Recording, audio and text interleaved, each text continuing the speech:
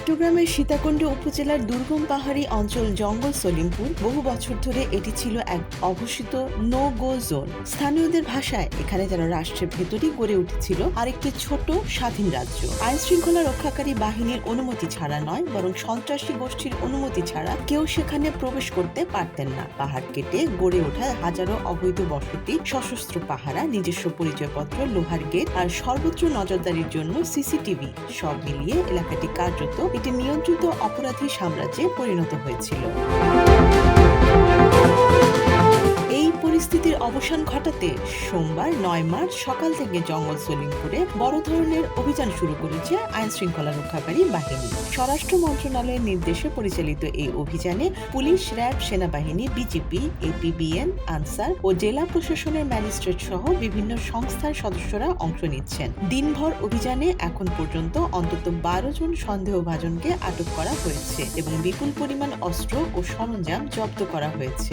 জঙ্গল সলিমপুর দীর্ঘদিন ধরে সন্ত্রাসীদের দখলে ছিল। সন্ত্রাসী ইয়াসিন মিয়া এলাকায় প্রতিটি গুরুত্বপূর্ণ সংযোগস্থলে সিসিটিভি ক্যামেরা বসিয়েছিল, যাতে আইন শৃঙ্খলা বাহিনীর গতিবিধি আগেভাগেই জানা যায়। এছাড়া সিএনজি চালিত অটোরিকশা চালক কিংবা দিনমজুরের ছদ্মবেশে থাকা তথ্যদাতারা বাহিনীর তৎপরতার খবর দ্রুত সন্ত্রাসীদের কাছে পৌঁছে দিত।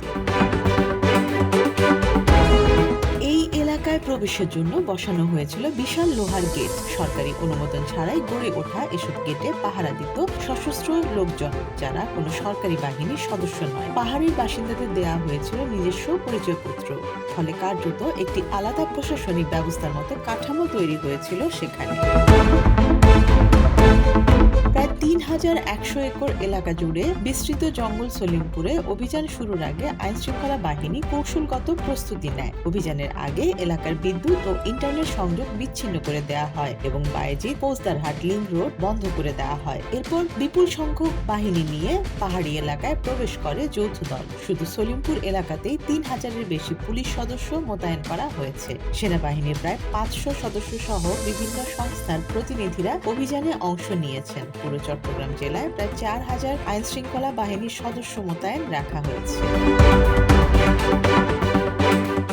দীর্ঘদিন ধরে জঙ্গল সলিমপুর ছিল ভূমিদস্যু এবং সন্ত্রাসী গোষ্ঠীর শক্ত ঘাঁটি। সরকারি খাস জমি দখল করে সেখানে অবৈধভাবে প্লট তৈরি করা হয় এবং নিম্ন আয়ের মানুষের কাছে বিক্রি করা হয়। পাহাড় কেটে বসতি গড়ে তোলা, প্লট বাণিজ্য, চাঁদাবাজি ও অবৈধ দখলদারের মাধ্যমে গড়ে ওঠে একটি শক্তিশালী অপরাধী সিন্ডিকেট। স্থানীয় প্রভাবশালী গডফাদাররা পুরো ব্যবস্থাকে নিয়ন্ত্রণ করতেন। অভিযানের পর পুলিশ দাবি করছে এই একছত্র আধিপত্য অনেকটাই ভেঙে দেওয়া সম্ভব হয়েছে। তবে স্থায়ীভাবে পরিস্থিতি নিয়ন্ত্রণে রাখতে সেখানে স্থায়ী নিরাপত্তা ব্যবস্থা নেওয়া হবে। জঙ্গল সলিমপুরে স্থায়ীভাবে ২টি ক্যাম্প স্থাপন করা হবে, একটি পুলিশের এবং অন্যটি র্যাবের। ফলে ভবিষ্যতে কোনো সন্ত্রাসী গোষ্ঠী যাতে সেখানে শক্ত ঘাঁটি গড়ে তুলতে না পারে সে ব্যবস্থা নেওয়া হবে। জানা গেছে জঙ্গল সলিমপুরের বিভিন্ন অংশ দীর্ঘদিন ধরে কয়েকটি সন্ত্রাসী গ্যাংয়ের নিয়ন্ত্রণে ছিল। আলীনগর এলাকায় সবচেয়ে প্রভাবশালী ছিল ইয়াসিন মিয়ার গোষ্ঠী। অন্যদিকে সলিমপুর অংশে সক্রিয় ছিল কাজী মশিউর রহমান, কাজী সাদেক এবং গোলাম গফুরের অনুসারীরা। এসব গোষ্ঠীর মধ্যে আধিপত্য বিস্তার নিয়ে প্রায় সংঘর্ষ হতো।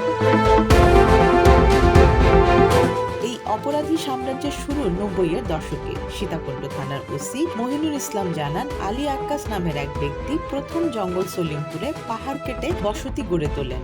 দুর্গম পাহাড়ি এলাকা হওয়ায় তখন সেখানে প্রশাসনের উপস্থিতি ছিল খুবই সীমিত। সেই সুযোগ কাজে লাগিয়ে সরকারি জমি প্লট আকারে বিক্রি শুরু করেন তিনি।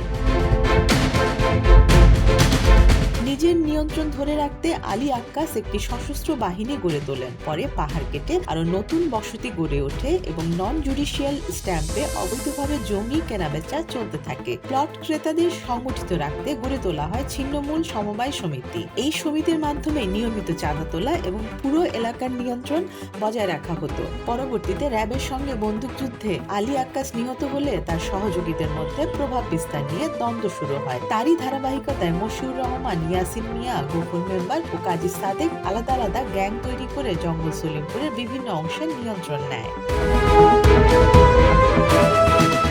স্থানীয়দের মতে আলীনগর এলাকায় সবচেয়ে শক্তিশালী ইয়াসিন মিয়ার প্রভাব। তিনি আলীনগর বহুমুখী সমিতি নামে একটি সংগঠন পরিচালনা করেন। অন্যদিকে কাজী মশিউর রহমান ও গাজী সাদেকের নেতৃত্বে পরিচালিত হয় মহানগর ছিন্নমূল বস্তিবাড়ি সংগ্রাম পরিষদ। এই দুই সংগঠনের সদস্যদের মিলিয়ে জঙ্গল সলিমপুর এলাকায় প্রায় 30,000 মানুষের বসবাস রয়েছে।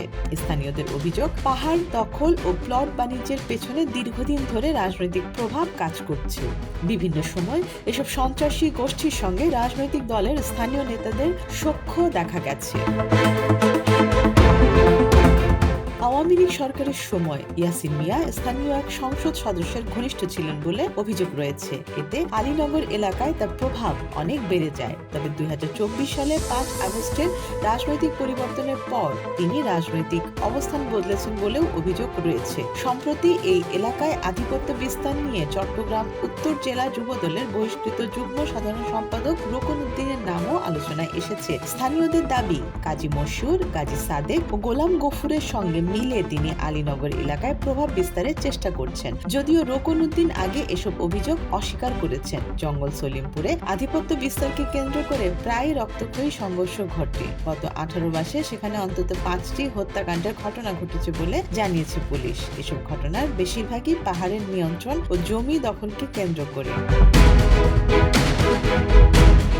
সর্বশেষ গত 19 জানুয়ারি অভিযানে গিয়ে নিহত হন র্যাব কর্মকর্তা আব্দুল মোতালেব। অভিযোগ রয়েছে, ইয়াসিন মিয়ার নির্দেশে ধারালো অস্ত্র নিয়ে আইনশৃঙ্খলা বাহিনীর উপর হামলা চালানো হয়েছিল। ওই হামলায় এক আসামিকে ছিনিয়ে নেওয়ার পাশাপাশি 4 র্যাব সদস্যকে কিছু সময়ের জন্য আটকে রাখা হয়। এর আগে গত 2 জানুয়ারি সলিমপুর ইউনিয়ন শ্রমিক দলের প্রস্তাবিত কমিটির সভাপতি মীর আরমানকে বাড়ি থেকে ডেকে নিয়ে হত্যা করা হয়। আবার গত বছরের 4 অক্টোবর আলীনগর এলাকায় জমি দখলকে কেন্দ্র করে সংঘর্ষে খলিলুর রহমান নিহত হন এবং অন্তত 25 জন আহত হন। দীর্ঘদিনের এই অপরাধীর নিয়ন্ত্রণ ভেঙে চলমান অভিযানকে গুরুত্বপূর্ণ পদক্ষেপ হিসেবে দেখছেন সংশ্লিষ্ট কর্মকর্তারা। তাদের মতে, প্রশাসনের স্থায়ী উপস্থিতি নিশ্চিত করা গেলে বহু বছর গড়ে ওঠা এই অপরাধী সাম্রাজ্যের অবসান ঘটানো সম্ভব হবে। Desk report, Dhaka express.